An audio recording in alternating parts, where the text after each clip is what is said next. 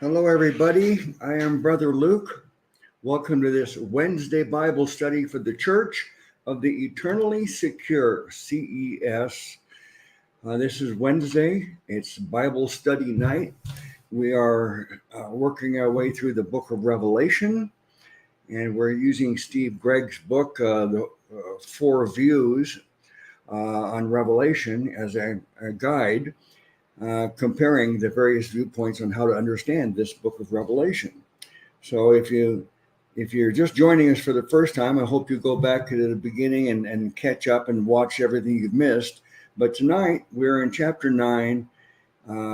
We didn't quite finish last week's on verse 15, 9:15. So we're going to start off by looking at that from the idealist viewpoint, and then we'll move on to the next verse after that.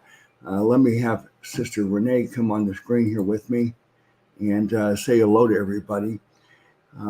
Looks like Lamonia May. Hello, Sister. Hey, I'm posting the link for everybody on my channel right now. Okay. And Dolores Herman's here too. Hey, Toph. Alexis. Jonathan Bowers is here. Hamster Nation. Oh, and Jonathan. J Sank, 2075. And oh, good.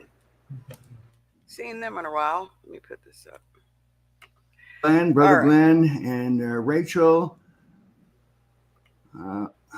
Okay, all right. At least we got to say hello to everybody. Now, because it's Wednesday, we ask everybody, if you just want to have fellowship in the chat room, I don't mind.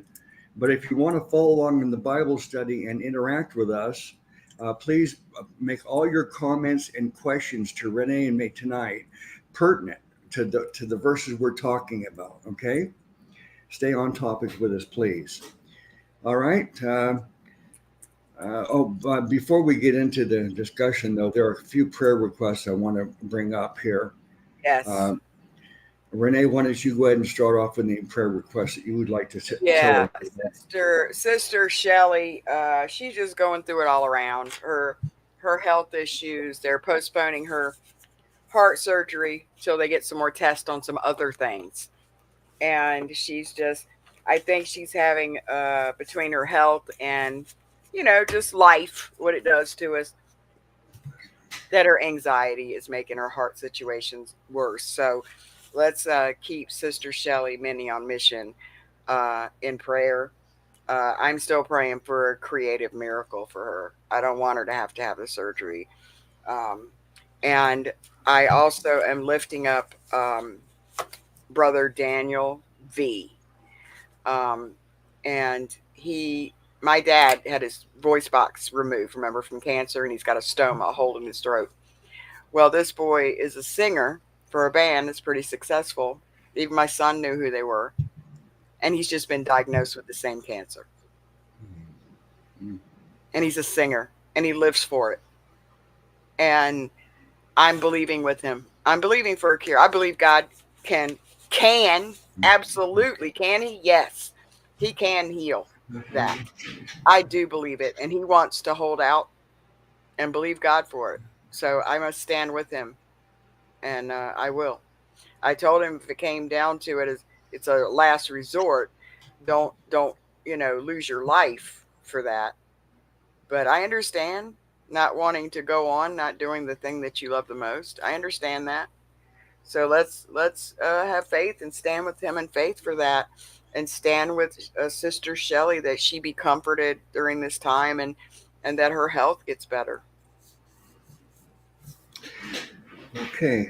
Yeah, please, everybody pray for them. And I got a couple of emails sent asking for prayer, so let me read those. First, Brother Sean and his son, I've asked you to pray for them in the past. A lot of depression, and his son has some difficulties, and it makes life very difficult for Sean to help his son. He loves him and cares, and one horrible thing is to see your children having a hard time, and Sean is struggling with faith and just having all kinds of issues. And this last letter he sent me was quite worrisome to me. So pray that Sean is can be strengthened and Yes. not not let it get worse, but better. Okay. Is there anything we can do? No, nothing. But this is not anything like financial or help, any kind of help like that. This has to do with just psychological problems. Okay. Okay, and then Phil Anderson sent me two letters here. He says, "Hey guys, you won't believe it, but my cat managed to pull through. Remember we were praying for Phil's cat? Before I asked for prayers, his back leg stopped working, and he Oh, went all the way down to 5 pounds. After asking for prayers, we managed to find him a miracle drug of sorts, and his back legs began working again, and he's up to 8 pounds. oh, wow. So, thanks in large part to your prayers, he has managed to make a good recovery. That's wonderful. Oh, it's so nice to hear a praise report Yes. that amid all the problems, sometimes we get some good news. Yes. Um, I for love my, hearing good news. Then he goes on to say, for my most important prayer request, please pray for my friend. She is struggling to embrace the idea of God's grace lately because her whole life she has always had a performance-based view of relationship with people close to her. So it's hard for Oh, her to view the freedom of grace as trustworthy in this season of her life. I am very confident that she is saved. She is just struggling right now, is all.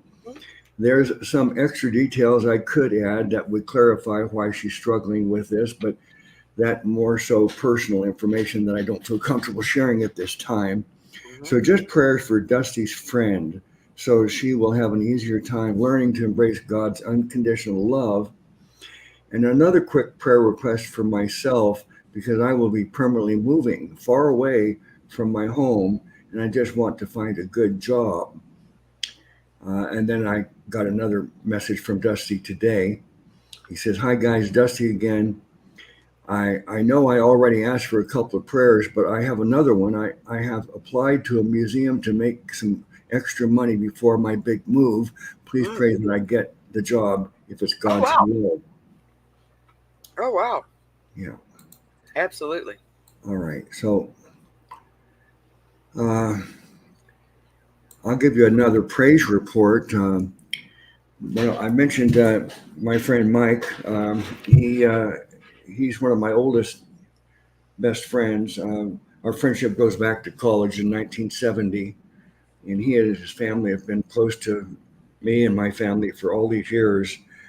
And he's had some very difficult health issues. But a few months ago, they were able to install a pain pump into his back. And it took a few months for it to get up to speed, but his life has totally changed now. Yep. He's back to work and feeling 20 years younger and able to function without pain. And Beautiful. so it's, sometimes God just snaps his fingers and the problem's fixed. Sometimes he sends a surgeon or a doctor. Yeah. Okay? People don't realize that when you live in constant, unending pain, so many people want to judge people for having to take medicine. It's horrible. If they were going through this, when you get your teeth pulled, you don't not have something to help the pain. That's horrible to make someone live 24/7 in agony where they can't even function. But Yeah. these things, they can make a world of difference. They give people like me and Brother Luke and this person quality of life. And I couldn't have one of those pumps. I have special health issues. I can't have a pump put in my spine. So I have to take them another way. But I have friends that have it. And it's a life changer. So I'm so glad that your friend is, it's like the world opens up for you because you're Yeah. stuck. You know what being in pain like that is Mhm. like. So I'm so glad because people don't realize how much anxiety, social, financial, emotional, mental, and spiritual pain people go through that live in constant physical pain. Yeah. Really. I also wanted to, just apologize to everybody that we could not do our Sunday program. Renee had a family birthday event, and I wanted to do it, but I just felt so drained. I just felt I needed to Take a day off. try to get some rest, so I did. But the good thing is, Monday and Tuesday, I got a lot better, and I was able to do a lot of work, physical work around the house and stuff. So I'm doing much better now. But pray for me to get a good result. Tomorrow I have another test done. This is on my brain. Oh. I had brain surgery back in 2007. So that's about 17, 18 years ago. But the surgical wound, of course, after all these years, it's completely healed. Yeah, you can't see it. This last year, the area around it has become very sensitive to touch, and we're hoping it's just a superficial thing, just on the outside of my head, where we call it like another neuropathy. Right. But they're going to do a brain scan anyway to make sure it's not something inside the head. That's just to be careful. I'm going to be holding my breath. Let's pray that my brain's good and that they don't discover I have a skull full of mush. Yeah, they probably left something in there, moving around and bobbing around your head. And Dolores has a prayer request. I need prayers because I'm addiction to prescription pills from trauma and my family's 2 OD in. All right, I want to say something about that. It's one thing to be addicted because you're getting high. It's another thing to be physically dependent. It was my understanding you may have had an injury that requires you to take them. That's not addiction. That's physical dependency. Because when you don't take them, you get sick. But also because you're in so much pain, you can't function. So physical dependency is not a character flaw. Physical dependency is a person that cannot live any quality of life without it because you have some underlying health issue. So don't let other people condemn you for taking meds the doctor gives you so that you can function and have quality of life. These people don't have to live in your agony and in your pain. So I'm hoping that's not the case. Because I may be wrong, but I thought you have doctors and you have medical issues. And so if they're giving you medication and that you have been taking them so long that you are physically dependent, that is not a character flaw. That's not addiction. That's just physical dependency because you have an illness. So don't beat yourself up over that. I lost people to ODs also. As you know, my son's dad, but he couldn't get pain meds. They wouldn't give him his pain meds and he bought it on the street and ended up dying. So,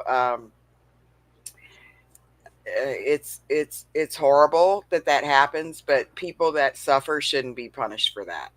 So I'm hoping that you're discerning the difference. If you are abusing them, then of course we want to pray for you to be set free. We know you can be, but know that if that's what you're planning, sometimes, not always, sometimes you may need some medical assistance. So you may want to see a doctor that specializes in coming off of it because it can have really bad and uncomfortable effects to stop without help. So that's just my suggestion. I don't want to see.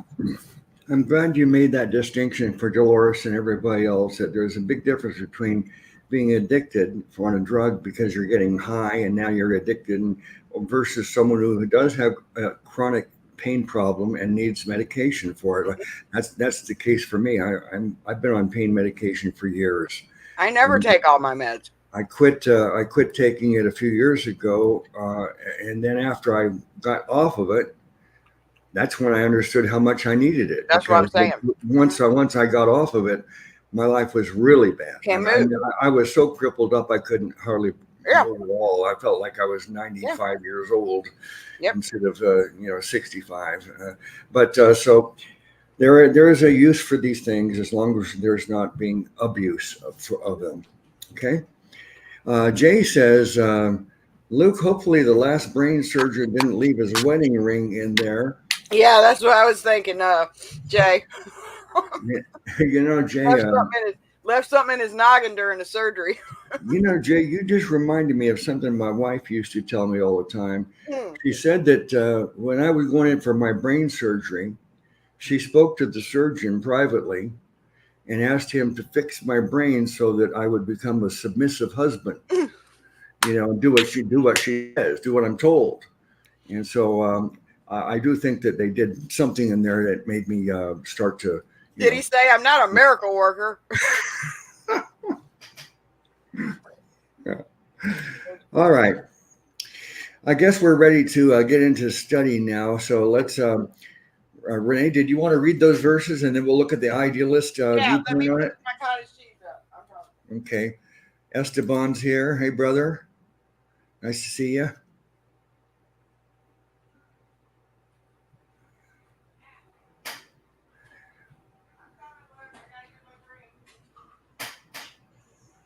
Yeah, let me see.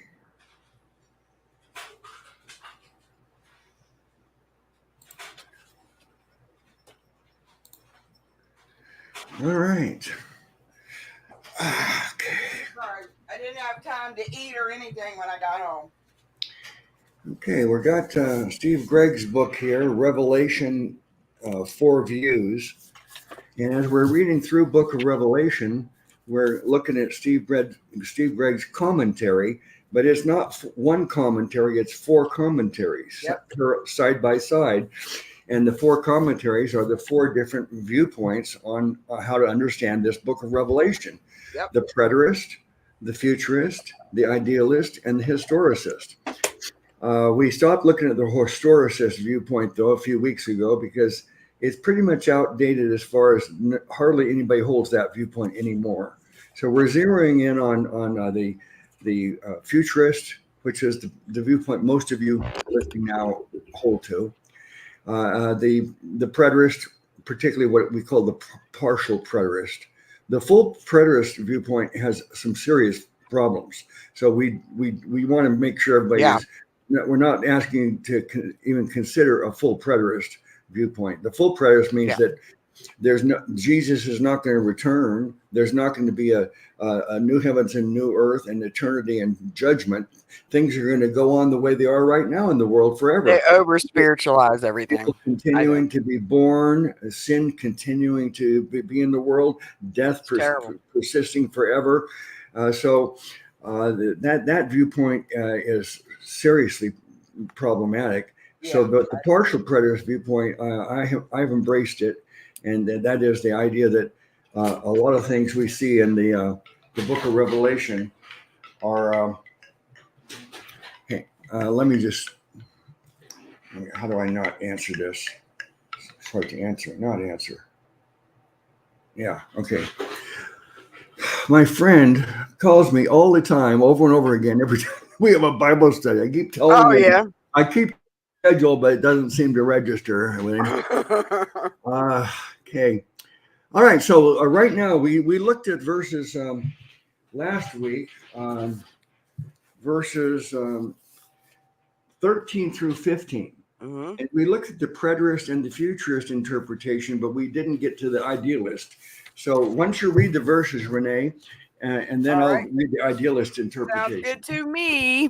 Oh, by the way, the gentleman that I was talking about that has the diagnosis on the throat.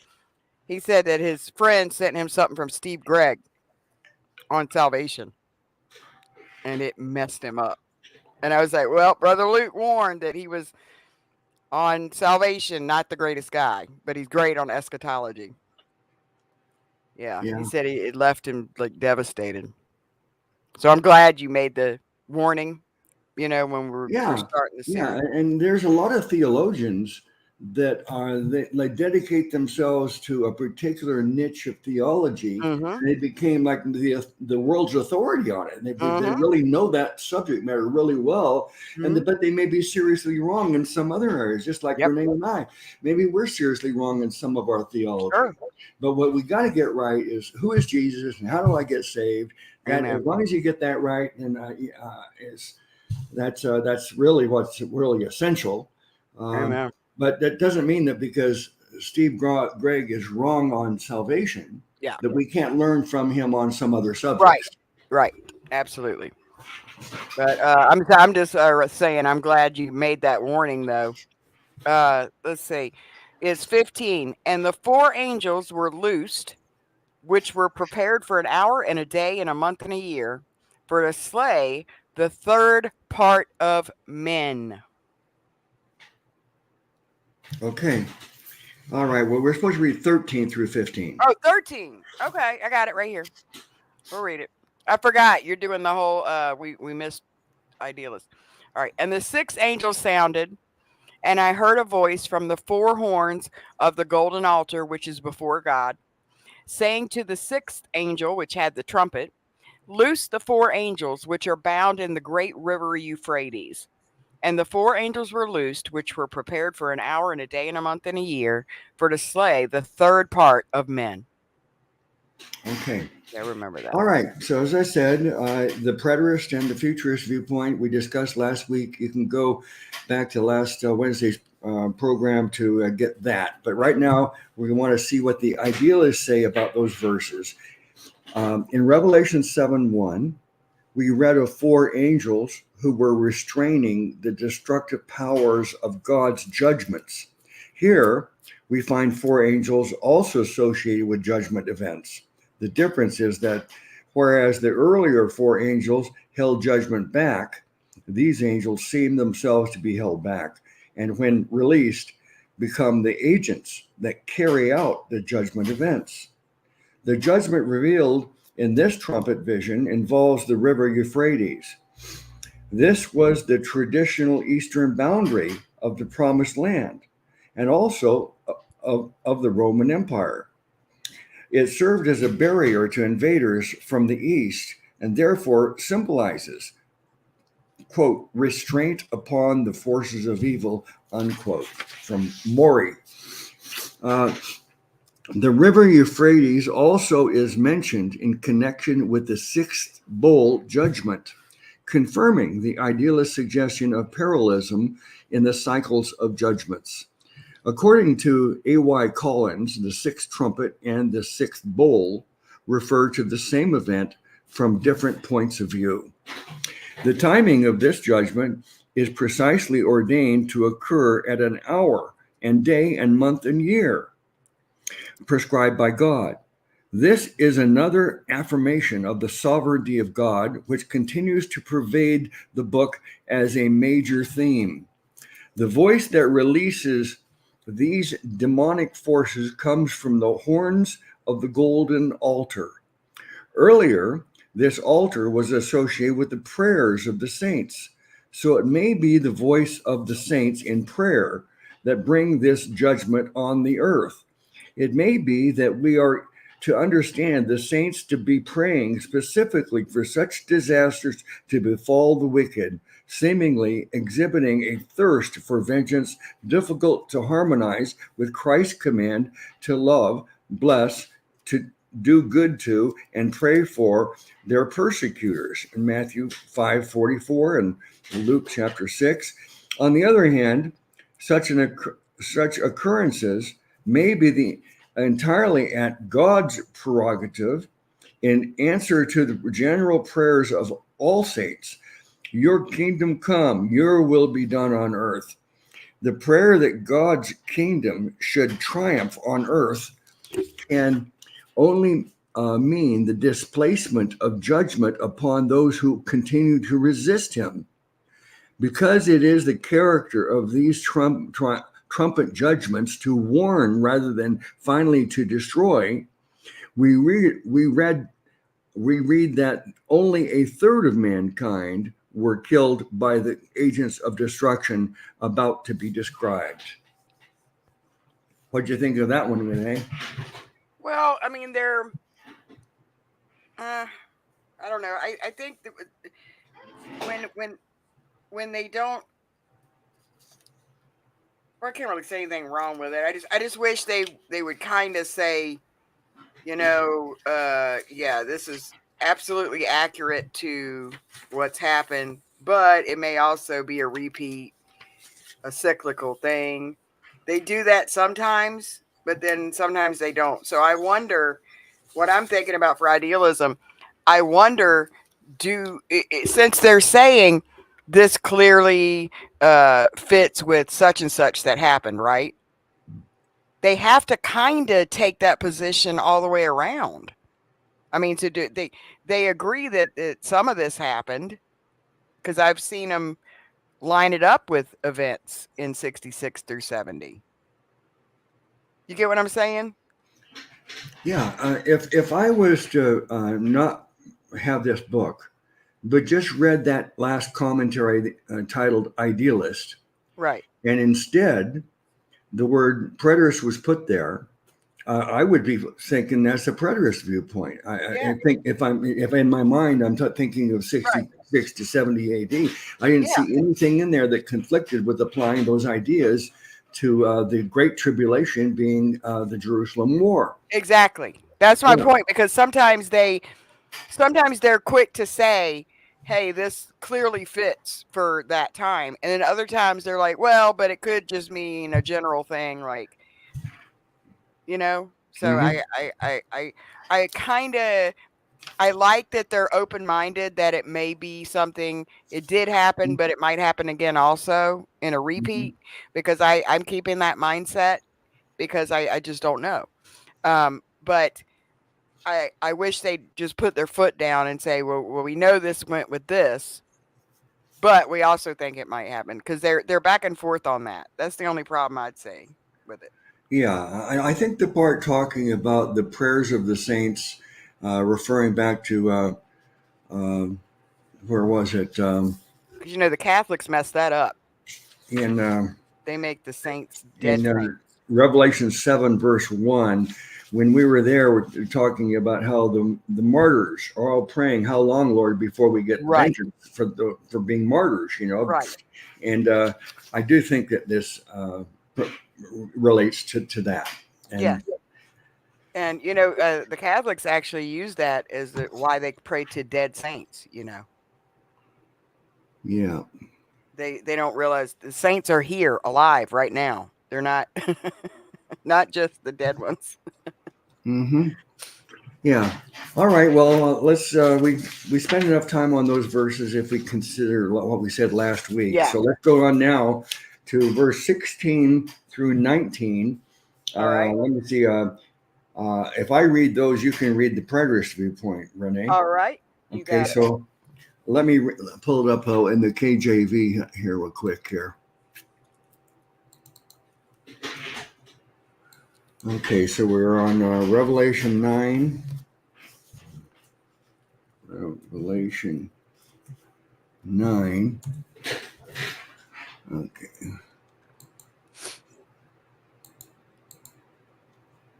And we'll look at verses 16 through 19. I'm going to read in the KJV. All right. And the number of the army of the horsemen were 200,000. And I heard the number of them. And thus I saw the horses in the vision, and them that sat on them, having breastplates of fire and jacinth and brimstone, and the heads of the horses were as the heads of lions, and out of their mouths issued fire and smoke and brimstone. By these three was the third part of men killed, by the fire and by the smoke and by the brimstone, which issued out of their mouths. For their power is in their mouth and in their tails, for their tails were like unto serpents, and heads, and had heads, and with them they do hurt. Okay, that's I already know this is going to be fun. I'm waiting to see what the future has come up with on this one. So the preterist view, and this is probably close to what Luke and I would think. It says, the fact is again mentioned in verse 18, as in the previous section in 15, that this plague spells the deaths of a third of mankind. Unlike the demon locusts unleashed in the fifth trumpet, which were forbidden to harm men physically, this is a physical army that slaughters people. The fraction, quote, a third, calls to mind the prophecy of Ezekiel about a previous invasion of Jerusalem, in which a third of the inhabitants were slated for slaughter by the sword, and another third died by famine and pestilence, and the remaining third would go into captivity. That's Ezekiel 5:12. Yep, that's true. The army is fearsome, both in appearance and in numbers, and that was the Babylonian army in Ezekiel. Wasn't it? No. Yeah, it was. Mhm. I think, wasn't it? That was Jeremiah before Babylon. I don't know. Yeah. Jeremiah. Although the number given, 200 million, verse 16, is not to be pressed as a literal calculation. Now, it is not certain whether this is David Clark writing on that. Now, it's not certain whether this great army represents confederates of Rome that came from the east and assisted Rome in this Jewish war, or whether it has a general reference to the Roman armies only. But the vision portended war, and war in such gigantic proportions as to overwhelm completely the Jewish state. 200,000 horsemen would, of course, be impossible. But the number is impressive enough and was doubtless meant chiefly for impression. I agree with that. I agree with that. Clifton points out that this army is the fulfillment of all warnings in the law and the prophets of an avenging horde sent to punish the covenant breakers.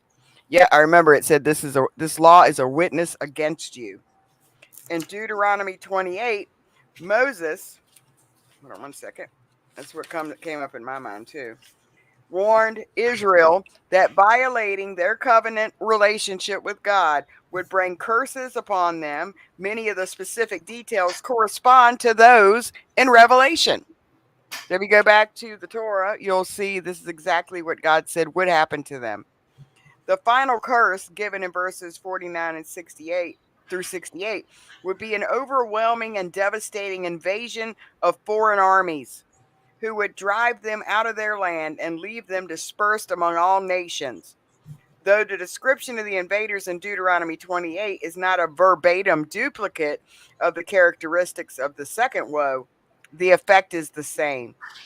And it's quoting here: the Lord will bring a nation against you from afar, from the end of the earth, or land. Land, and it says, quote, the Euphrates. As swift as the eagle flies, a nation whose language you will not understand, a nation of fierce countenance, which does not respect the elderly nor show favor to the young. They shall besiege you at all your gates until your high and fortified walls, in which you trust, come down throughout all your land. You shall eat the fruit of your own body, the flesh of your sons and daughters, whom the Lord your God has given you, in the siege and desperate straits in which your enemy shall distress you. And it shall be that just as the Lord rejoiced over you to do good and multiply you, so the Lord will rejoice over you to destroy you and bring you to nothing. And you, hold on, let me get this. And you shall be plucked from off the land which you go to possess. Then the Lord will scatter you among all the peoples, and among those nations you shall find no rest. And that explains the persecution of the Jews everywhere.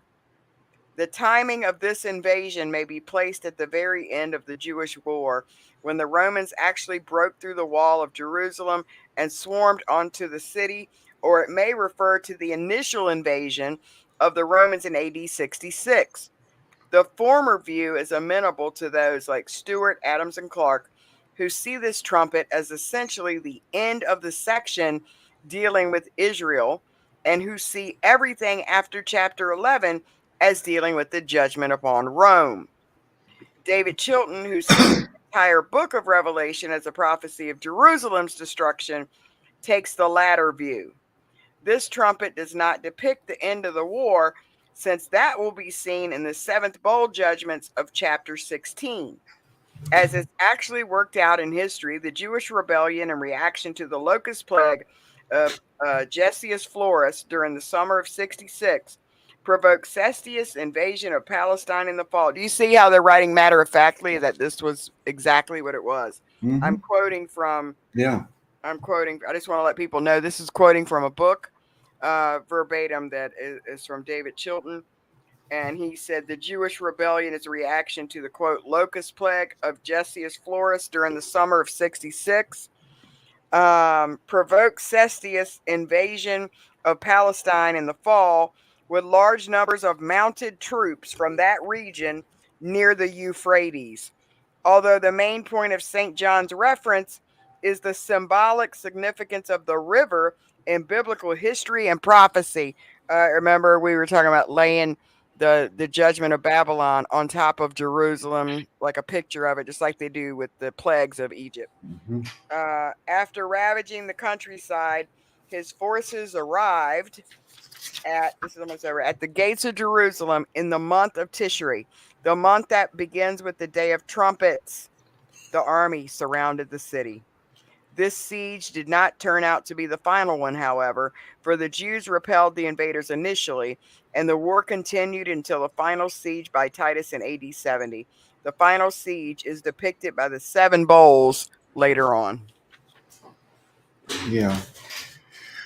Well, I certainly I've been convinced for a long time that this fits. It Yep. fits perfectly. It's like putting on a glove that's the right size. It's just the prophecies and then the history. Yes, that's it. History of that 3.5 year period are perfectly coincide with each other. And the same language used for, because Jerusalem's called Sodom and Egypt, and Mystery, Babylon the Great, because it literally takes the same language spoken to the literal Babylon in Iraq and lays the judgments on Jerusalem with the same language. Mm-hmm. So it's like foretelling, calling him Mystery Babylon is foretelling that what happened to Babylon is going to happen to you. Yeah. I know that is Brother Jason Jack with us tonight? I didn't see him here yet. I don't see him. Jason has been the last 6 months or so making a lot of videos on end times too, particularly about what the Bible calls a little season. That, in other words, his position is that the millennium period has come to an end, or is at the end, where Satan is released for a little season, and he believes we're in the little season right now. So I've been watching Brother Jason's videos on that. I'm pretty current on that, and I think there's a lot to be said for it. I'm not convinced entirely of all the details, but I'm in general agreement. Melted Zone said, Esteban said he thought the second trumpet had to do with the Vandals in AD 425 to 470. That would be the historical view. Yeah. That would be the historical view. We're not many people hold to that anymore, Esteban. That is the historical view believes that each one of these things is all throughout mankind's history, and they can point certain events to certain things, but I don't think so. That was popular during the Reformation, but only Seventh-day Adventists pretty much believe that now. Mm-hmm. Yeah. Well, regarding Jason Jack's viewpoint, I know that he also holds the position that part of Revelation is talking about the Jerusalem war, as we do, but he believes that also part of it is about the destruction of Rome and the Roman Empire. That comes later, but he believes that is actually only a matter of a couple of years after Jerusalem. That the calendar, he thinks the calendar is all wrong. So he thinks that the destruction of Rome came immediately following the destruction of Jerusalem. Right. I'm not sure about that being correct, but we do know that Rome did come to an end either soon after or couple of centuries later. So you can see it almost fell right after. Remember, with the fires and stuff. They thought it was going to be over. There was a period leading up to this, right after Nero died, where you had all these different emperors dying one after another, being assassinated, and then the fight for control.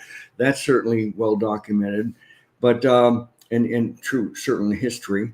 But you can see that the commentators, the scholars that are being referenced here in the preterist viewpoint, that there's a split Some think that it's entirely about Jerusalem war. Others believe it's about Jerusalem war and also about the destruction of Rome. Mm-hmm. I'm more inclined to think it's entirely about the Jerusalem war right now. Mm-hmm. But when we're finished with the study, who knows how my conclusion will be then.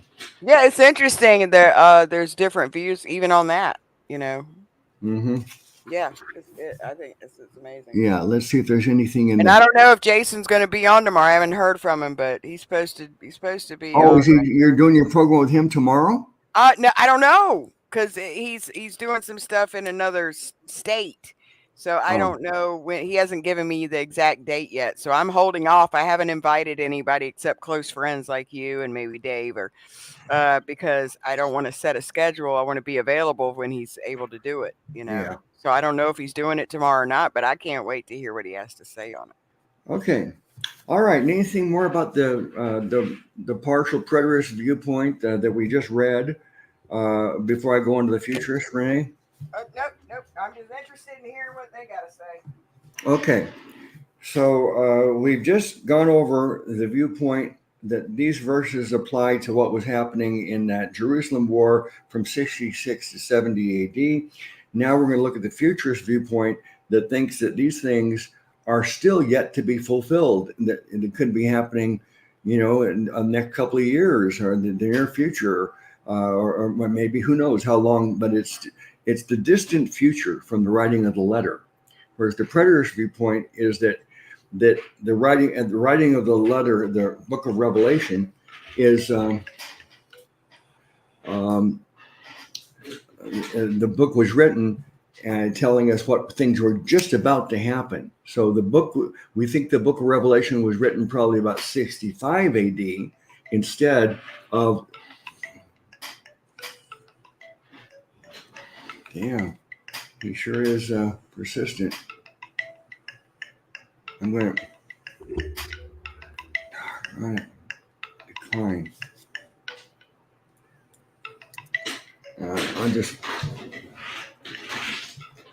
I don't know what I'm going to do. Just leave him. Ignore it. Is that the same person calling you again? Yeah, he's called me like 4 times now. You want to pick it up and tell him you're live again so he remembers, so he stops calling you? All right. I'll call him next time as soon as I pause here. And let me see. Forgot what I was saying now. So the futurist that we're going to read next is taking these events to still our future. And the preterist says, no, it happened in 70 AD.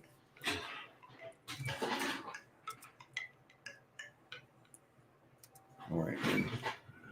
Okay. All right. I'll read the futurist now. There are 2 camps with reference to the identification of these bizarre horsemen.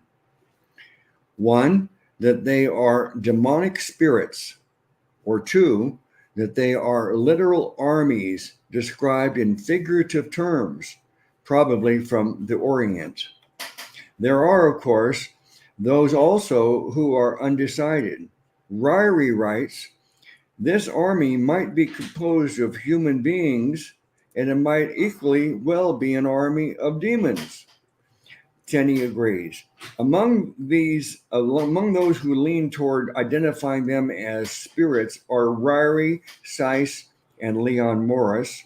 However, since the locusts and the previous trumpets also were seen as demonic hosts, one is left to wonder why we have 2 such disparate descriptions of the same phenomenon. Unleashed in the 5th trumpet, which were forbidden to harm men physically. This is a physical army that slaughters people. The fraction, a third, calls to mind the prophecy of Ezekiel about a previous invasion of Jerusalem, in which a third of the inhabitants were slated for slaughter by the sword. Another third would die by famine, and another. Wait a minute, isn't that what I just read? Pestilence. Oh God, I'm sorry. Yeah, when I turned the page, I went to the wrong column. Yeah, you went to the. Yeah, that's okay. I'm glad. Okay, I'm glad you caught that. Okay, on the other side are those. Guys, I was like, that's them. The futurists are saying that. I agree with them. tomorrow they're going to look at my brain, remember? So, That's okay. right. On the other side are those who identify the horsemen with human armies, Walford, Gaebelin, Ironside, Tenney, Kuiper, and many others. But the size of the army, being 200 million troops, poses some problems. Ray Stedman takes the view that it would be virtually impossible for any one nation or even a coalition of nations such as NATO to field such a vast army. It's literal. They're taking it literal. Using the Gulf War of 1991 for a comparison, he points out that the combined troops of the 30-nation United Nations coalition only amounted to about 1 million persons in uniform. The former Soviet Union had the largest army in the world, numbering about 3 million.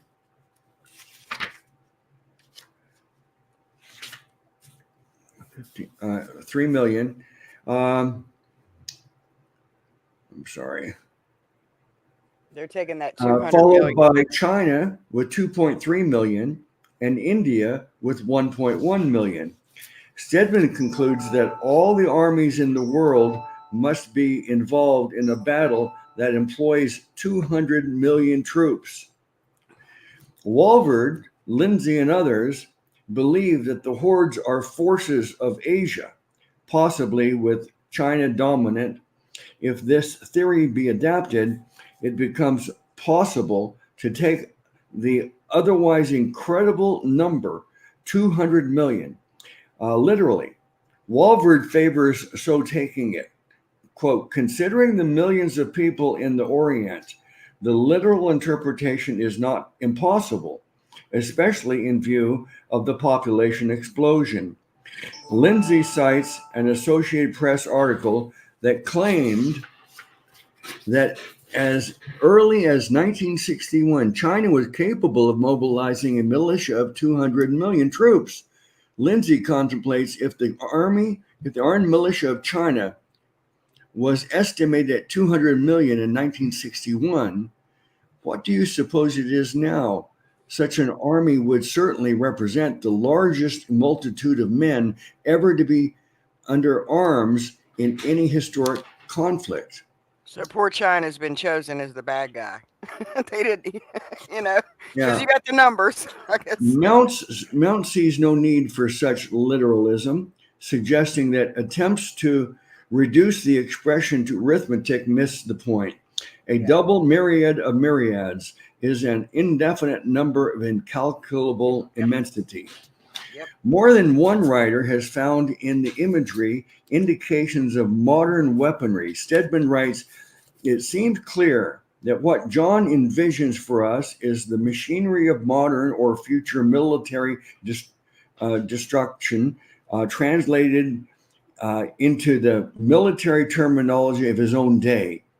He then suggests the identification of the individual features of the vision with such apparatus as tanks, troops, carriers, missile launchers, rocket batteries, helicopter gunships, and so on. Commenting on the breastplates of fiery red, hyacinth blue, and sulfur yellow, Walford writes, quote, some have interpreted the description as John's understanding of a scene in which modern warfare is underway, regarding the fact that the horses have heads of lions and out of their mouths came fire, smoke, and brimstone. His comment is, quote, this again is a description that might be comparable to modern mechanical warfare. After mentioning that their tails are like serpents having heads and with them they do harm, he writes, quote, whether these are symbols of the best description John can give of modern warfare, this is an awesome picture of an almost irresistible military force destroying all that opposes it. Hal Lindsay goes further into detail on the points. All of these things are a part of a thermonuclear war. Smoke represents the immense cloud of radioactive fallout and debris which brimstone is simply melted earth and building material. Another thing not clear is exactly who So is. now that wait a minute. That's not literal now. When it says brimstone, now they're not taking it literal and they're making it something else. Mhm. Oh, okay, just checking. Another thing not clear is exactly who is being attacked. Gaebelin believes that the land of Israel is nearest. All it will suffer first, but the revived Roman Empire will be the objective of the invading hordes. The third part stands for the Roman Empire, the coming European Confederacy. If the hordes are under the leadership of the Antichrist, as Moorhead suggests, it is not clear why the revived Roman Empire, alleged also to be the domain of the Antichrist, would come under their attack. But then whoever said war has to make sense. Mm. As I'm reading this whole thing, it's just I'm remembering like I've read this before. I know I've read the book before, but it seemed like we did this already. And Renee, does it sound like that to you, or A little bit, because we did the locust type things before that. So Okay, all right. So we picked up at the right point now. We yeah, didn't go but back too far. I wanted to point out there's some problem here because they're claiming they're going to take something like a myriad, an indefinite large crowd, and make that a specific literal number of 200 million. But when it literally says brimstone, it's not brimstone, it's melted metal and pieces of equipment from nuclear warfare. Do you see what I'm saying? If it's Yeah, literal, it's literal. If it's symbolic, it's symbolic. But we don't jump back and forth.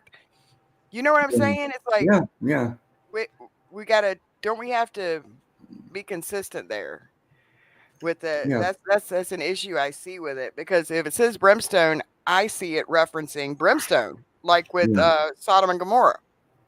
yeah. Let's see if there's.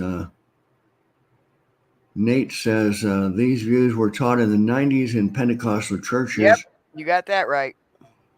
Well, they've been taught in America for my Yeah, whole lifetime. yeah. But he's right. They were very popular in the Pentecostal. They this exact type stuff where it was turning. I also have yeah, Jack Van Impe also. That's right. Um, I think they mean well. I think they're in error, not just in what they're saying, but in their concept. Because if it's going to be future, okay, but it has to be consistent. Like if it says you're going to take it literal, take it literal.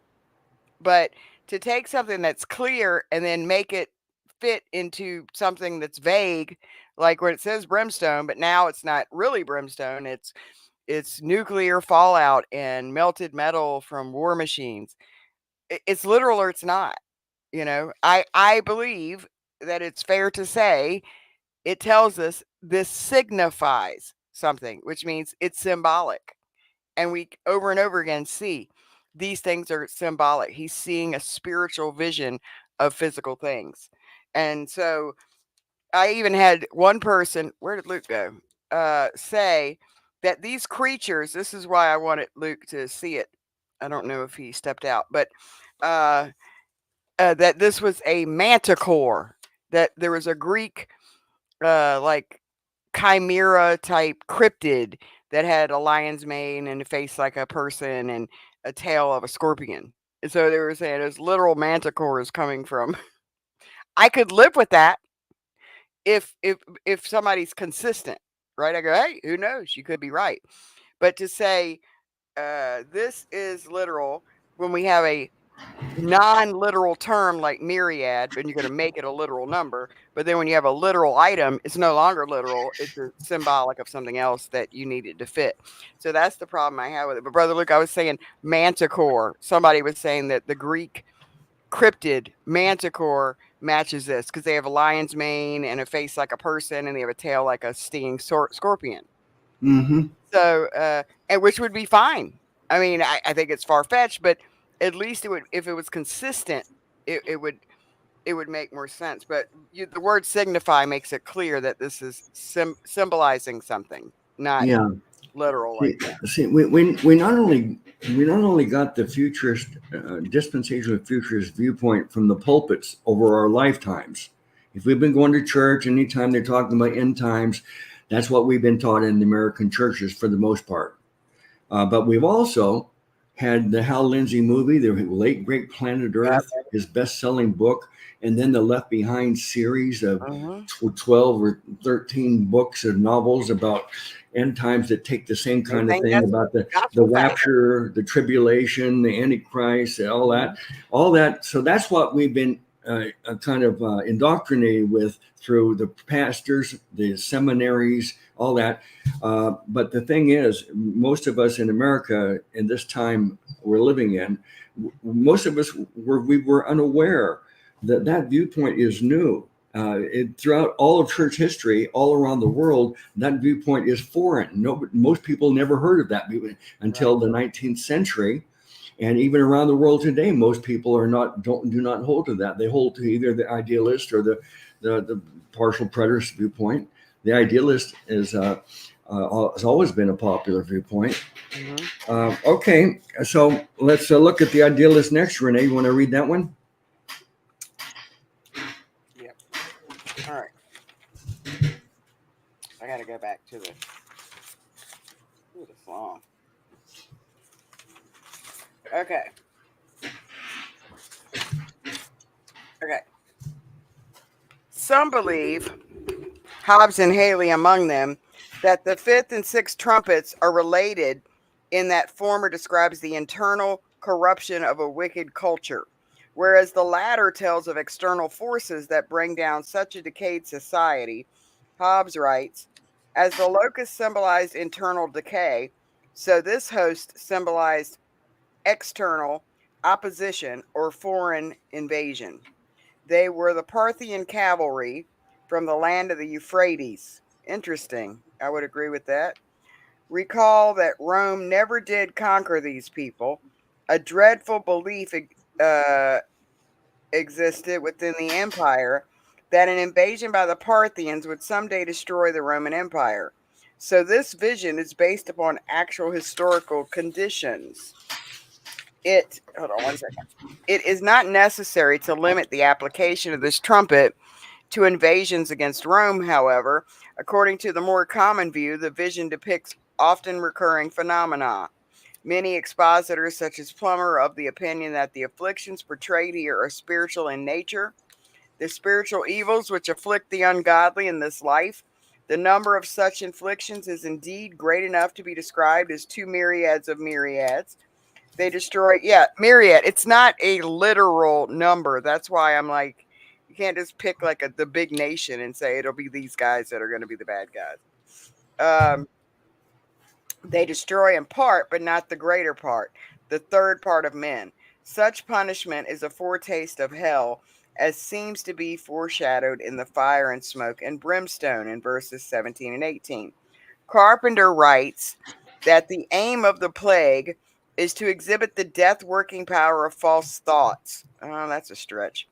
False customs, false beliefs, and to rouse men to forsake the false worship, worldliness, self indulgence in which they had fallen. A more commonly held position contrasts the locust invasion of the previous woe with the onslaught of horses.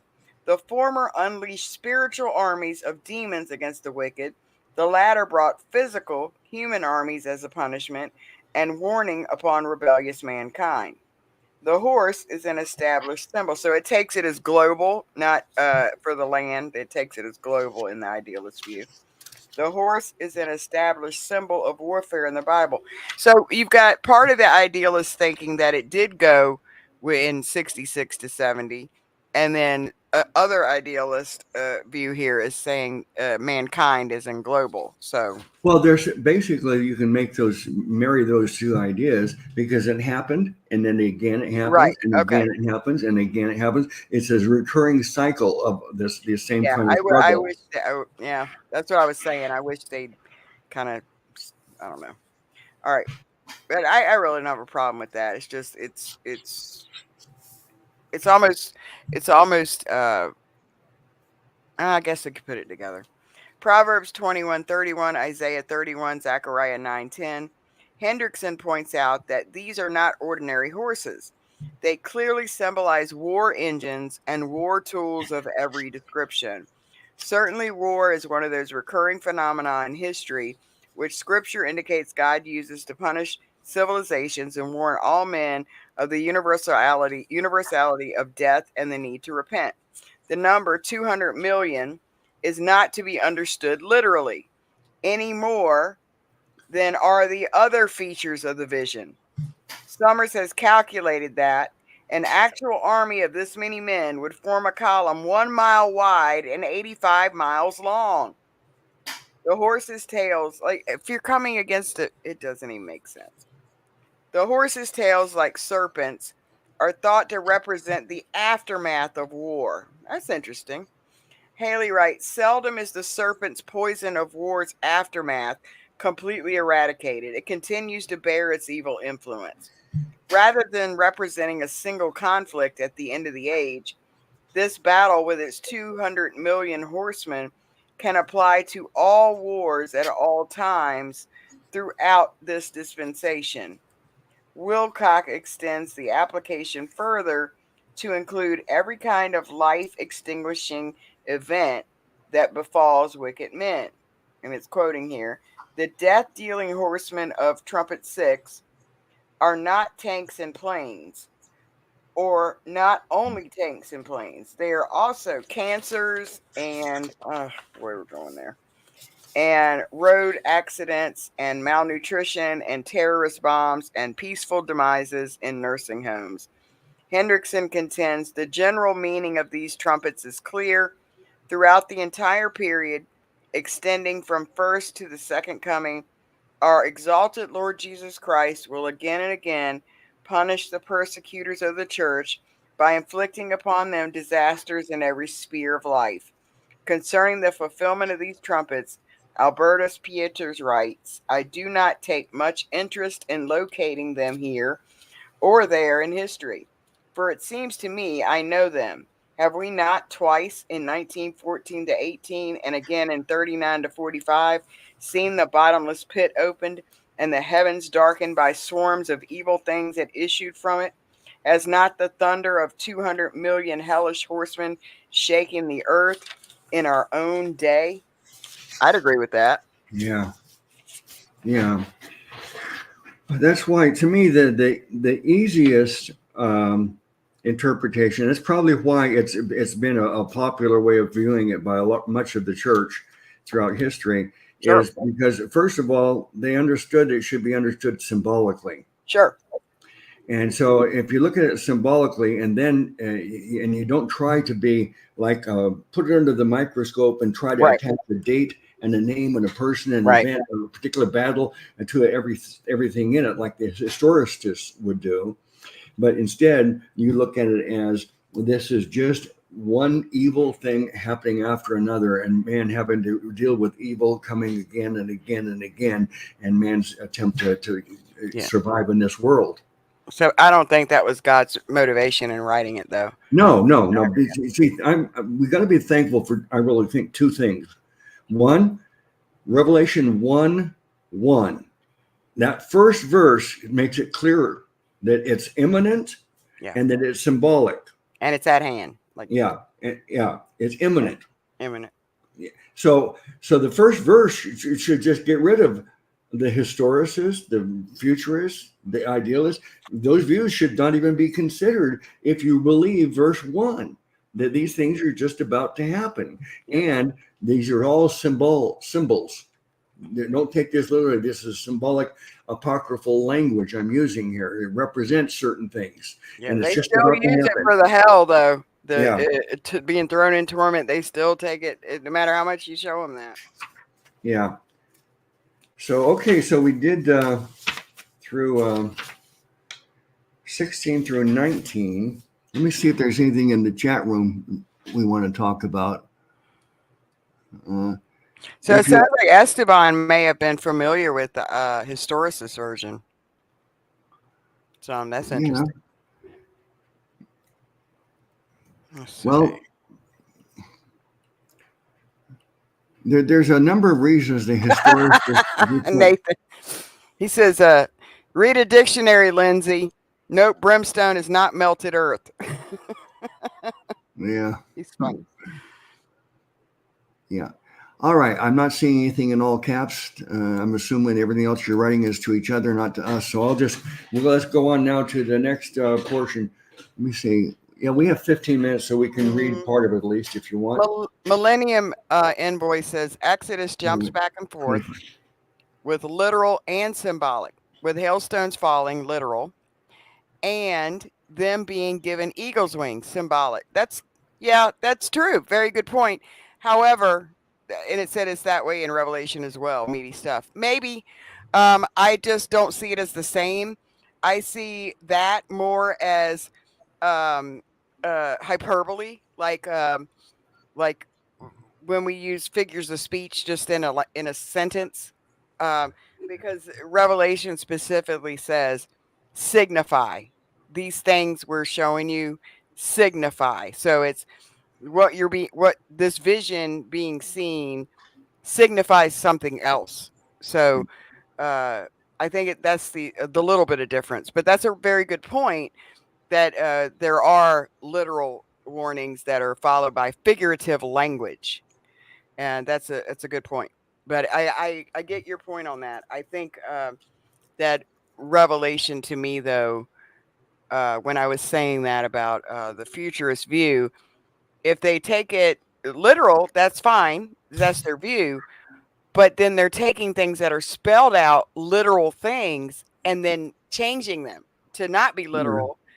Like with brimstone, it's clear what brimstone is. And if you're going to make this literal, like by saying like myriads upon myriads, and you're making it a literal number, that's okay. But then you have to take brimstone, which is a specific thing used in judgment, like on Sodom and Gomorrah, as what it is, as literally brimstone, and not nuclear fallout, melted earth, and stuff like that. So I just thought it was a little inconsistent. But I do like that thinking. That's deep thinking there. But I think because it says signify, that's why I have. Let me see. But that's a good point.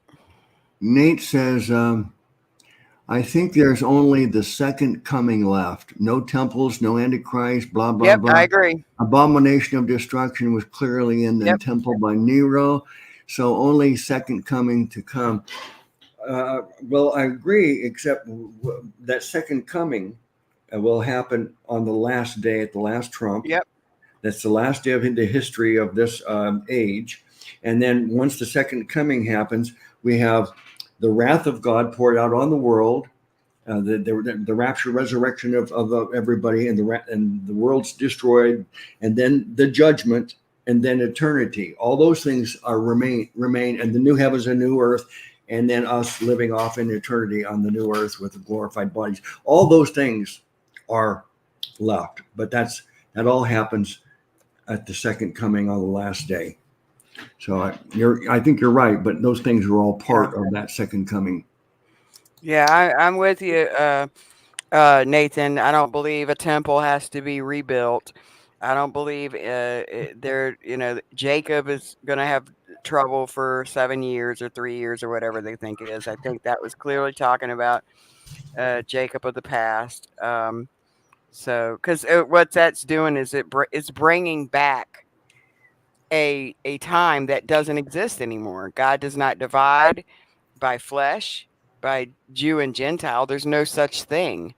The Gentiles joined true Jews, which were believers, in the same body as the holy nation, the church. So I think you're right on that, Nathan. So yeah, but I can't even begin to say that to people because they're like, what do you mean? What about this? And what about that? You can't undo that whole mindset because like Brother Luke said, we were all brainwashed with it, indoctrinated. Yeah. We got someone here, K.I., it looks like trumpet, E.D. I don't know who you are, but welcome. I'm glad you're here with us. Yeah, welcome. And they write pre-tribulation and rapture, 7 year, 7 years of tribulation, then the second coming, Yep, then that's what we were taught. then the 1,000-year kingdom, then Yep. the great white throne judgment, then the new That's heavens what we were and the taught. new earth. Yeah, you've done a good job of giving the timeline for the dispensational future viewpoint that we've all taught for 30 years and defended and but now we see it differently. So Yeah, that's we why we're don't. doing this study, so we can look at other viewpoints and compare them. And perhaps if you stick with us, you'll change your mind and maybe not. as we have, or maybe you won't. We don't care what your But position we have all is. views. We're going over all views. The futurist Yeah. view, which is what you're repeating, Yeah. because this is what we were brought up in. But it's mostly the West that's taught that. It wasn't taught until recently. But I found some issues with it, so I started researching it, and I've changed my view on it. But I still am open on some other things. But we don't care if people change their view or not. We're going over 3 of the major views: the futurist view, the partial preterist view, and the idealist view. So most people don't realize there's more than one way the church has historically understood the book of Revelation. There's many ways. And so we're introducing 3 of those. We started out with 4, but because the other one, historicist, is not as widely believed any longer, we're sticking with just 3 of them. But if anything, it'll be good because you just get to hear a different way people have interpreted it. So it's an interesting stuff. Well, here Leaf says, I don't think there will be an antichrist anymore. I've heard it all my life and it still hasn't happened yet. Well, there's many Well, antichrists. Yeah, there certainly is. There are antichrists Yeah, today, a lot of them. and there have been. When you read, the only time the word antichrist is in the Bible is not in the book of Revelation. 1 John, right? 1st and 2nd John, I think it appears 4 times, the word antichrist, and it never refers to as, quote, the antichrist as an individual. It refers to many antichrists, all the people who don't believe that Jesus is the Christ, and and they're opposed to Jesus being our Savior, Christ. These are antichrists. Yep. During the Reformation, they tried to give the label antichrist to the popes. He kind of is. He's in replacement. That's why and certainly the popes have been antichrists. Yeah. And the Pope today is an antichrist because he's saying that you don't need Jesus to go to heaven. There are many ways to get to heaven now. So he's also because he stands in the place of Christ as the head of the church. But will there be a singular world leader that leads an evil? Jesuits made that up anyway. Evil thing at the end of history. I don't know. We don't. There may be a single individual that you might call him the Antichrist. But I don't think we have to have one individual necessarily. There's just enough evil in the world. Now, you know that when we talk about in this book, we're analyzing 3 ways to see the book of Revelation: preterist, futurist, idealist. But when we get to chapter 20, we won't be talking about preterist, futurist, and idealist. We'll be talking about amill, premill, and postmill. That is how to view chapter 20, the millennial period, the millennial kingdom. So the idea that there's, why did I go into that? I don't think it will be an antichrist. Antichrist and then the millennium. We won't be going over those 3 views. It'll just be the kingdom. We're going over the millennium and the chapter 20. We're going to be agreeing on it. Different. Yeah. So the point is, right now we're analyzing the book of Revelations to see which perspective is the correct way to understand the book of Revelation. But the millennium kingdom, how do we understand this millennial kingdom? Well, I know what I was getting at. Will the end of the world, as we come to an end of history, will the world get worse and worse and worse, and then Jesus comes? That's a pessimistic viewpoint, and that's normally the viewpoint held by the futurist and also the amillennialist and the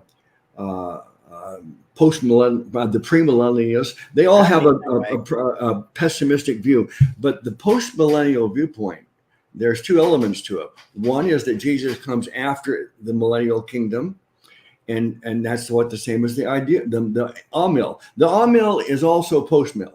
Okay. Because it means that it shouldn't be understood as amil. Amil is really a very bad way of labeling it, because amil means no millennium. Yeah, against the millennium. Yeah, without the millennium. But the amil view doesn't believe that there's not a millennium. Yeah, we believe that there is a kingdom period. It's not an exact 1,000 years. It runs from Jesus' first coming until his second coming. It's the kingdom of God, and he's ruling and reigning from heaven right now, the right hand of the Father. And then that's the kingdom period. So Jesus will return at the end, after the kingdom period. And the postmillennial viewpoint is also the same, except they believe that as we get closer and closer to Jesus's return, the world will become very Christianized. In fact, almost everybody in the world will become a believer, and then Jesus returns. So they have a positive, optimistic viewpoint. So they feel a motivation to convert and to fight against evil and get the world to go the right way. Yeah, and there's a lot of very prominent theologians. You'd recognize their names who are post-mill. That Bruce Gore is that way, and then Steve Gregg. He's all-mill. He's a pessimistic viewpoint, as that I hold. I'm leaning that way because it's gotten worse since I was a kid in the 70s. It's gotten worse. There's a lot less people believing in the Lord today than there was when I was growing up. Yeah. I don't think Christianity is growing. I mean, some places in the world it really is just booming. It's going to grow too. The darker it gets. Because I see with how dark it gets that people are looking for the light now. So maybe that's why God's allowing it all. Mm-hmm. Yeah. Okay. Do you want to read some more verses, Renee? I don't think there's. Yeah, so we're going 20 and 21. Hmm.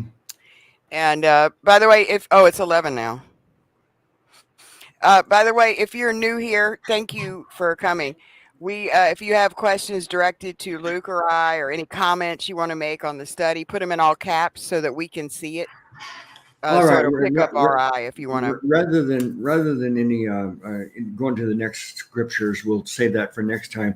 Let's talk a couple of other things I want to bring up here. It might be interesting. Let me see. I saved it in the private chat, so it says, "Okay, here's a link." Let me copy this and put it in the chat room. We'll see.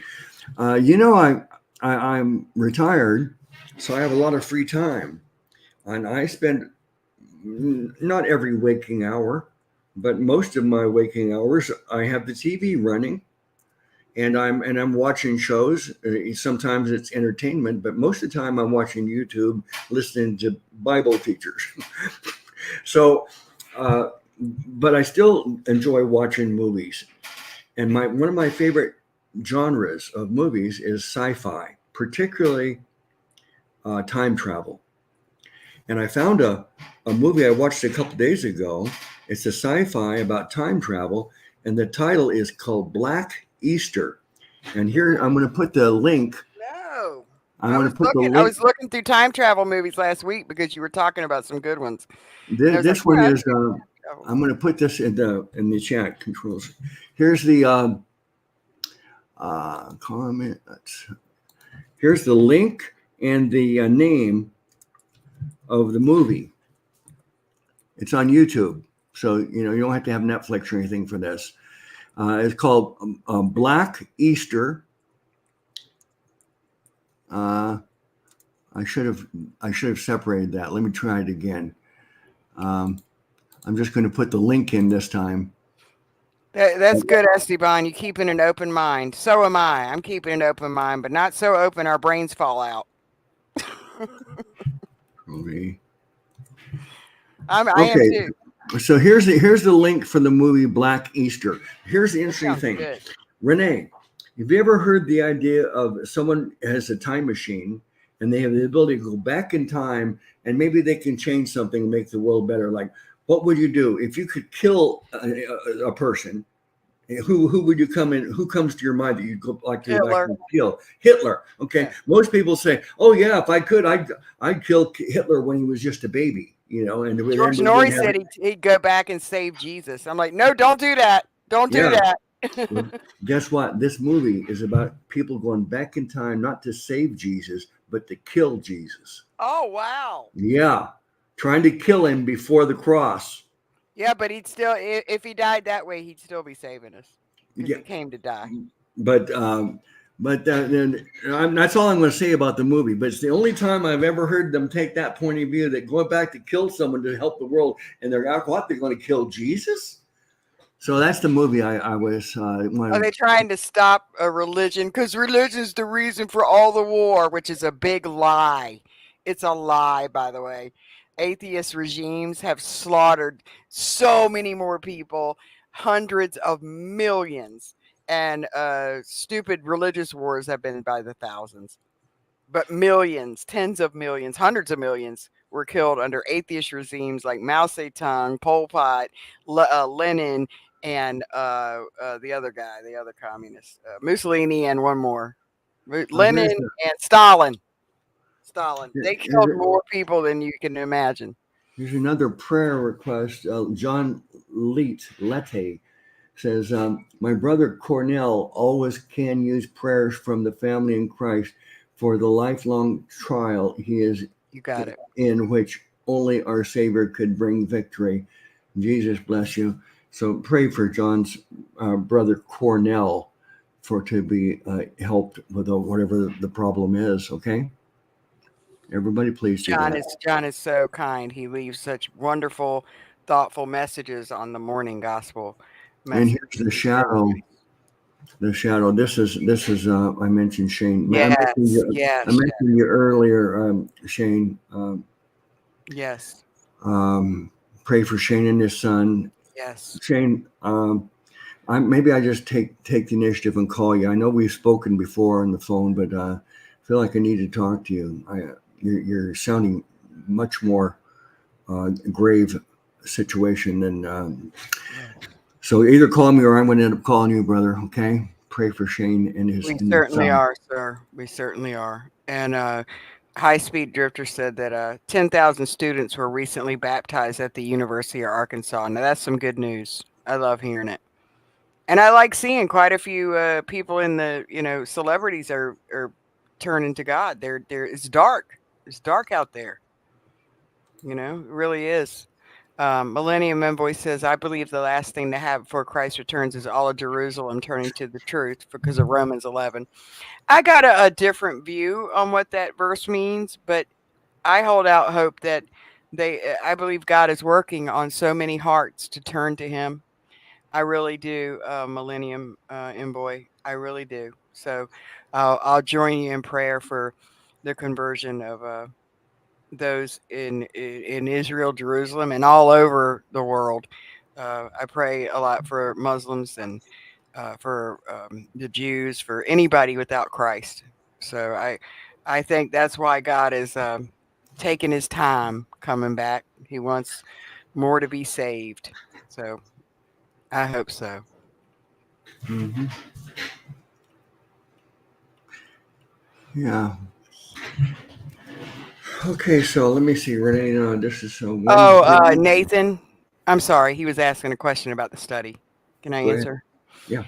He said the one who restrains taken out of the way and the one with mortal headwind that did live, he forgets who they were. The word restrain, believe it or not, we believe that was talking about Claudius, the Emperor Claudius, because Nero's mother had plotted to kill Claudius so that her son Nero could become emperor. And so Claudius means to restrain. The word Claudius means to restrain. So it's code there, we believe Paul was speaking in, and is saying that until he gets out the way, then the fullness of that wicked guy Nero is going to come to fruition, and you're going to see just how that man of sin is, how severe that man of sin is. And he was, if you guys read some of the things, that man, oh my gosh, he was awful. And besides just burning, Christians for light at his garden parties, but the mortal head wound, there's several different views on that. Some believe the mortal head wound was the nation, the beast nation being, they thought that it was going to end, that Rome would die, but it still survived. And other people believe it was Nero, and other people believe it was Vespasian, or there's a couple views on that, because there was some one faked his resurrection, didn't he, Brother Luke? What are you talking about? The one with the mortal head wound but did live. There's several views on who that could have been historically, and one is that it's the nation itself. Yeah, I'm inclined to think it's Rome, because it looked like Rome was going to come to an end at this time with Nero and all those emperors, and like in a 1 year period they had like 7 emperors or something. Right. And it looked like it was going to fall apart, but they survived that, and then a few hundred years later, if Jason Becker is wrong. It's 2 beasts. One is a man beast, and another one is the nation beast. So some people believe that nation had a head wound. They thought it was, when it caught on fire, and then they thought it was over for him. But half the empire was lost. Yeah. But it still survived. But then there's also some people.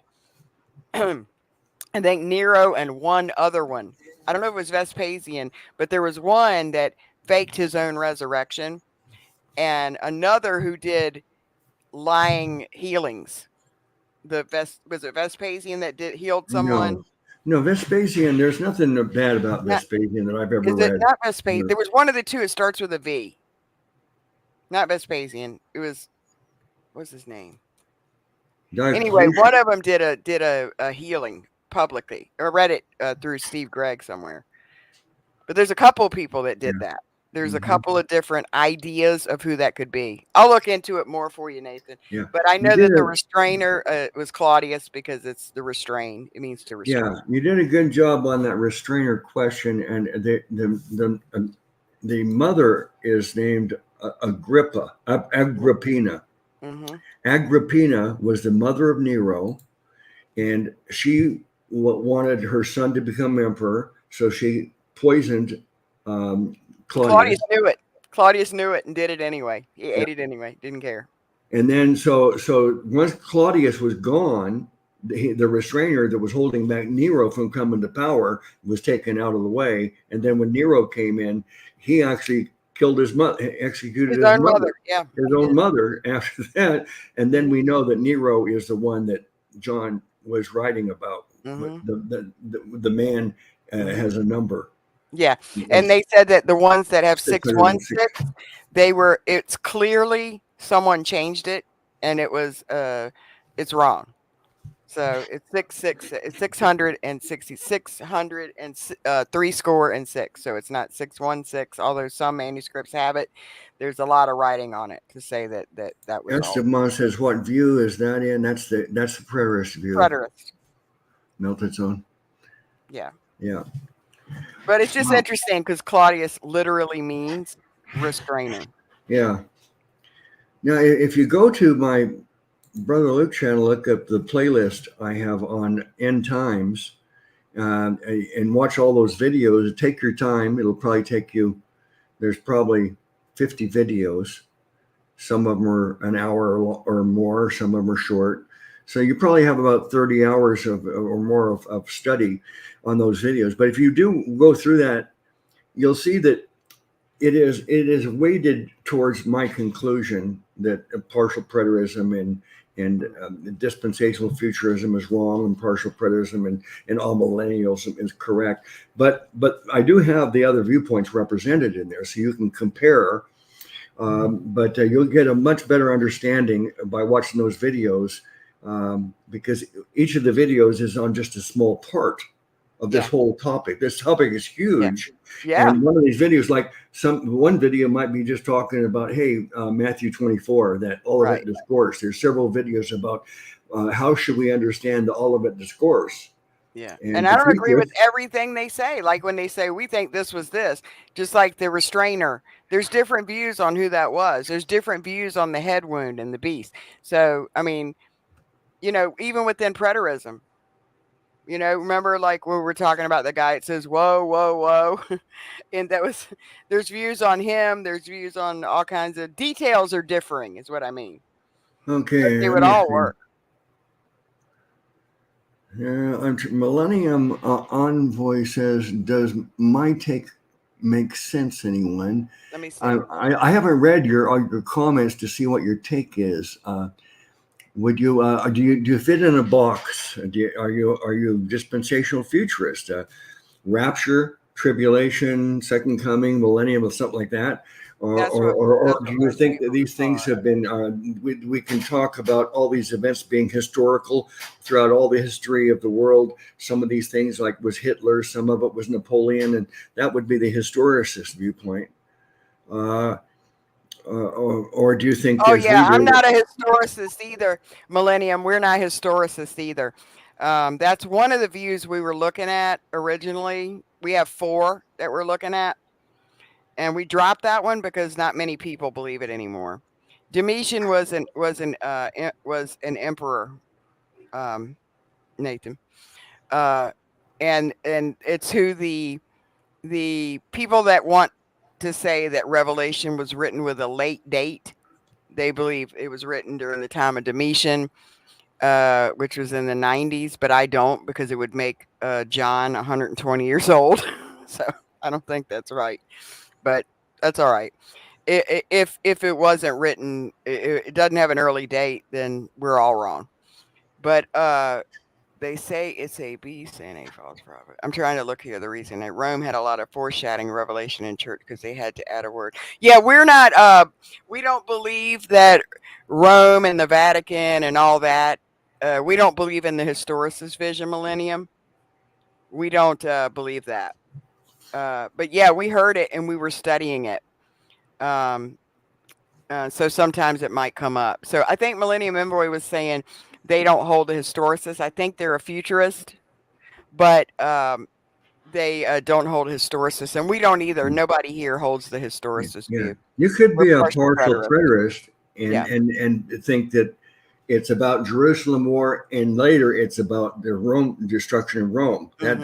That's a partial preterist viewpoint Sure. too. So maybe Sure. that's what you're saying. I'm not sure. Yeah. It's interesting. I mean, if you haven't seen them, if you want to go back and look at the views we are going over, we changed it to 3 instead of 4 several weeks ago because we were reading historicists and we realized none of us believe that is accurate any longer. It was like Brother Luke said, it was popular during the Protestant Reformation, but it's really waned down to probably only Seventh-day Adventists holding Yeah. it. So. At that time, it was referred to not as the historicist view, but the Protestant view. Nathan said, Renee, would you agree that God is bringing their enemies to their doorstep? Maybe so. Maybe so, Nathan. I don't know what's going on with that because I'm kind of divided on this whole Israel thing because I don't hold that futurist view because true Israel were believers, and the Gentiles joined that. They joined God's Israel as one new man in Christ, as the body of Christ. Moses is part because we're of the same body. And so those that didn't believe, that say they're Jews that are in Israel now, they were cut off because they rejected Christ. So if they believe, they'll be grafted back in again. So I just don't see them as a separate entity, like God's got 2 sets of people, because that's not what it says. It says that the true Israel were the Jews that believed, and then the mystery was that Gentiles would be joint heirs and of the same body. So they joined the Commonwealth of Israel with all the promises of God being given to the seed of Abraham, which is Jesus Christ. And so the promises are actually in Jesus Christ, whether you're Jew or Gentile. And that was a mystery. And so I don't know how I feel about the enemies of that nation and being called Israel, because I just don't know. I wish I was clearer in my own mind about who they are over there, because according to the Bible, there is no such thing as a Jew or Gentile any longer, but one new man in Christ, because a Jew is one inwardly. Because he said there are those that say they are Jews and are not, meaning they are God's people, right? So it just depends on how you define it. And I think people are still defining it with Old Testament ideas. When they say Israel, they're looking at fleshly people that believe they're descendants on a bloodline. Whereas Paul said, no, that is not who Israel is. Israel of God are those who boast in the cross. So because it's a lot to go over, I'm not sure where my head is. So what I'm doing there on that, Nathan, is I'm staying open-minded on it, lest I, close myself off to seeing something.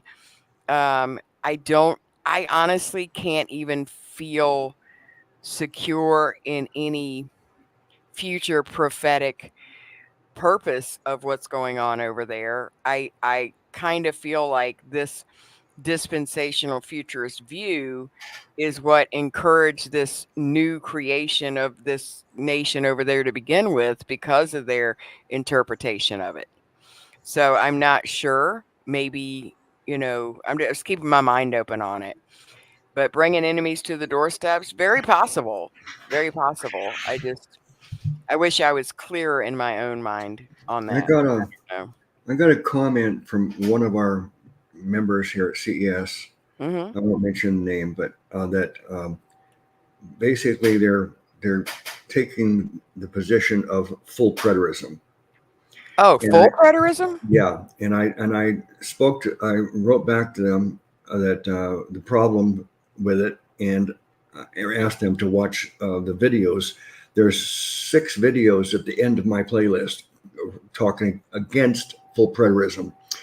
There's 5 short videos by Dee Warren, Mm-hmm. and then there's one long video. It's 7 hours long because it's a book. They're saying they believe it's all done. Okay. It's an audio book by Steve Gregg. It's 7 hours long, and it says, "Why not full preterism?" And it refutes it and tells why we should not embrace full preterism. Mm-hmm. But so I do think that if we need to understand that a lot of the book of Revelation is fulfilled, but there's still some things left to be done. Otherwise, if everything's already fulfilled, that means the world is going to go on the way it is, like right now, forever. You're going to have people born with a sin nature, living the lives of sin. Sin never gets resolved, and also death never comes to an end, because people live a life, they sin, they die, and it goes on like that forever. And people just go up to some heavenly ethereal existence without a glorified body, because the resurrection already happened according to them. So you see, there's too many important things in the faith that are essentials of our faith. Understand, believing that Jesus is going to return, that we will get the full promise. We already got the earnest deposit. We got the Holy Spirit that brought our spirit to life and gives us immortality. But we need a body that lives forever. So that's why there must be a resurrection to come, so that we get a glorified body that lives forever. And those things are excluded in full preterism, because they say that's all past. So it's got some serious problems. I can't.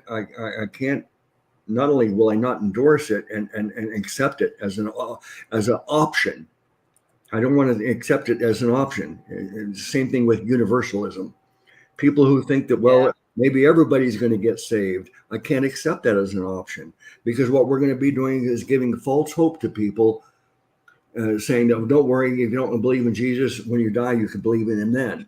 Yeah, it's Yeah, scary. It's I will scary. not. I will not do that. But I know first, I got a guy that converted to Universalism, and for almost 2 years now, almost daily, I'm getting fussed at for not seeing it, why I won't see it, how I'm yeah, arrogant for thinking because I believed I got saved and yeah. others didn't. It's like the same thing over and over again. I just can't So, get there. I've been as diplomatic, said I cannot. I'm not. I'm not saying it's not possible because I don't know, but I don't see strong enough evidence in the scripture to go there. I can't do it. I yeah. see too many warnings. So if anybody is tempted to flirt with full preterism, or universalism, I urge Right. you not to. But also, I want to respond to Millennium Envoy's point here.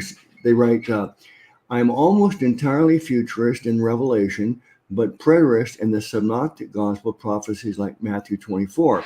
Okay. Yeah, I Matthew want, 24 is part of Revelation in a way, isn't it? Some of it. yeah, I want to say that Matthew 24, Mark 11, Luke 21, these are three different books that have an account of what's called the Olivet Discourse. Mm-hmm. And the Olivet Discourse is about Jesus talking about how there's going to be an army coming to destroy Yeah. Israel, Yeah. Jerusalem, and the temple. Yep. And but Millennium Envoy, have you ever asked yourself, why do we find the Olivet Discourse in Matthew, Mark, and Luke, but we don't find the Olivet Discourse in the Gospel of John? Why would John leave out the Olivet Discourse? It's such an important prophecy that Jesus made, showing his prophetic powers that Jerusalem is going to be destroyed, and it did. It was destroyed, and the temple was destroyed. Why would John leave that out? I believe he left it out of his gospel account because he would put it in his book of Revelation. The Yep. book of Revelation is nothing really more than the Olivet Discourse expanded. It's a much more full Olivet Discourse. So look at it that way, Millennium Envoy. It And could be it could be an interesting study for him then if he's got that view. mhm, That Matthew 24 was done. Maybe he'll be able to tie it to what we're studying and see deeper in it. Like maybe yeah, he'll be able to, because yeah, I'm not everybody is a partial preterist. Brother Luke made a great point last week. We all believe part of prophecy has been fulfilled, and that's all we believe. But we don't think every single thing in Revelation has already been done. We believe this specific warning about the armies and the coming in with the abomination that makes desolate. We believe all that was about 66 to 70. And we point out very specific historical facts that meet everything perfectly. I mean, it fits so well. There's no doubt in my mind. So with you already having that, you may actually find it very interesting. But even if you don't, that's fine. We don't need people to agree with us. But I thought it might be interesting for you to look at it because we're going over all the views, including futurism. But yeah, that's good, and I like Esteban keeping his mind open. So am I. I'm open to.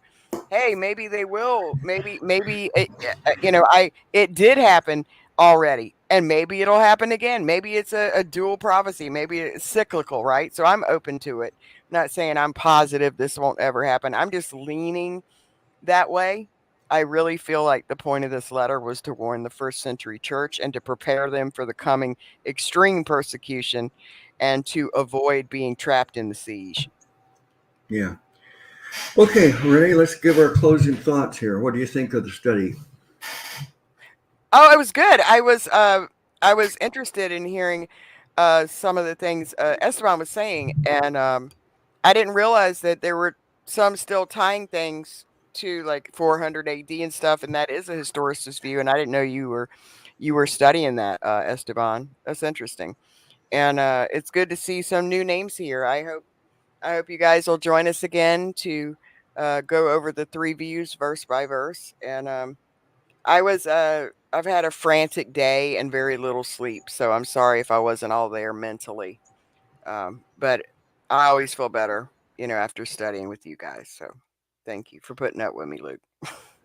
All right, everybody, for participating tonight. And the more that you're involved in the conversation, the better. So we do appreciate your engaging in the chat room with us. Okay, so this is Wednesday. Look for Renee's program tomorrow night. She may or may not have it. And then this Friday, I think I'll be able to do a Friday program. So look for that here Yeah, on I'll the go live for a little while. I just don't know if it's going to be Jason with me. But if I go live tomorrow, just as a hangout, people are welcome to come on. I'll put the link in the chat. Okay. All right, everybody. Thank you for participating. Bless you all in the name of our great Savior God, Jesus.